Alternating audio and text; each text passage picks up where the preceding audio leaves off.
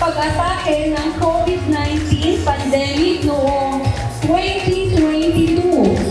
Ang inisyatiba na ito ng Ion Fantasy Philippines ay upang matulungan maigsan ang mga naging negatibong epekto ng COVID-19 sa mga bata.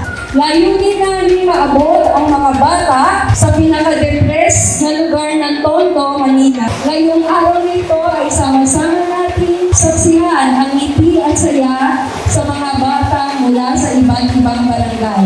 Maraming salamat po and God bless. Isang oras na kaligayahan sa ngiti ng isang bata ang ating nakikita at lubos na kaligayahan. Ang makapaglaro ng libre, lalo-lalo lang sa mga batang walang kakayang makapagbayad at makapasok sa kidsuna dahil sa hirap ng buhay. Kung puso mo kami nagpapasalamat sa iyong contest ng kidsuna, Isip namin sakto, kainin din yung pagkakataon na ito, no?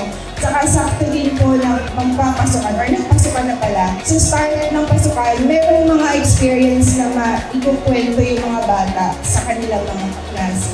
Ito pong activity na ito ay ginagawa namin and we're trying to reach out to those far areas dun sa mga hindi kaya makapunta sa mga malls. Kami po yung nagdadala ng kidsuna sa kanila.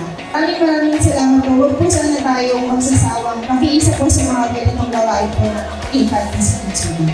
Nakakauna ka. Ako si Masaru. Thanks for giving us this good opportunity.